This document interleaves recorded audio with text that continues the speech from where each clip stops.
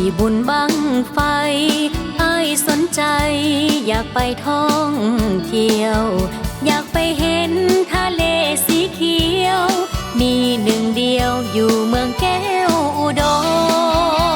มถ้าอ้ายมาโทรหาเบอร์นี้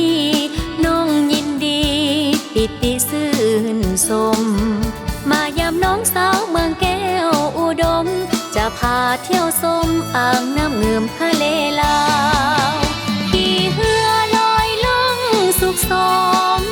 เที่ยวชมเกาะดอนน้อยใหญ่สวยงามธรรมชาติแต่งไว้สุขใจเมื่อได้มาเห็นบังไกลสุดสั่วสายตามหานาทีงามเด่นฟ้าสีครามน้ำก็ใสเย็นป่าโดดเด่นเห็นแล้วชื่นใจตัวน้องเหมือนดังทะเลไผเดจะมาเห็นใจลมพัดกอมยกอยู่อ่อนไหวอยากมีสายปกป้องยามหนาวพักทะเลเอาไว้เด้อสายอย่าทำลายให้มันมองเศร้าคืนทะเลน้ำเงื่อมนี่หนาวกอดตุ้มเอาให้น้องอุ่นกา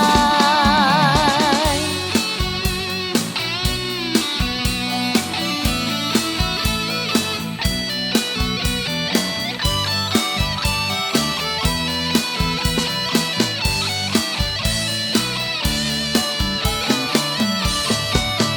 ขี่เรือลอยล่องสุขสมเที่ยวชมเกาะดอนน้อยใหญ่สวยงามธรรมชาติแต่งไว้สุขใจเมื่อได้มาเห็นบังไกลสุดสั่วสายตามหานาทีงามเด่นฟ้าสีครามน้ำก็ใสเย็นป่าโดดเด่นเห็นแล้วชื่นใจ